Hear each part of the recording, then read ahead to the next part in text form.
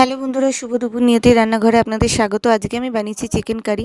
তো আজকে সানডেতে সবারই বাড়িতে প্রায় মাটন চিকেন হয়েই থাকে। তো আমি ভাবলাম রেসিপিটা আরেকবার আপনাদের সাথে শেয়ার করি।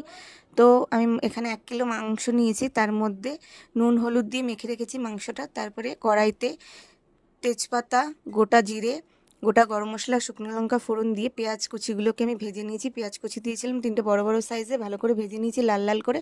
তারপরে আদা রসুন কাঁচা লঙ্কা টমেটো পেঁয়াজ এবার একসাথে বেটে নিয়েছিলাম। সেই মশলাটা দিয়ে হলুদ গুঁড়ো লঙ্কার গুঁড়ো জিরের গুঁড়ো স্বাদ মতো নুন দিয়ে ভালো করে কষিয়ে নিয়েছি মশলাটা। দেখুন লাল লাল হয়ে গেছে, তেলও ছেড়ে দিয়েছে।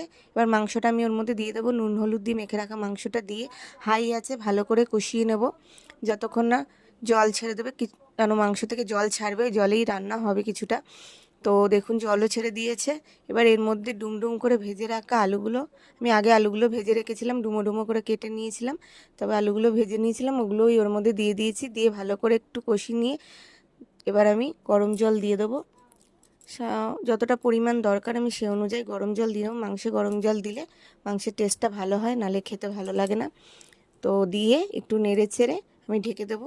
ঢাকনা সরিয়ে আমি গরম মশলা গুঁড়ো দিয়ে দেবো। দেখুন খুব সুন্দরভাবে কালার এসছে, খুব সুন্দর গন্ধও বেরাচ্ছে। তো ভালো লাগলে লাইক শেয়ার কমেন্ট করবেন আর পেজটিকে ফলো করে আমার পাশে থাকবেন।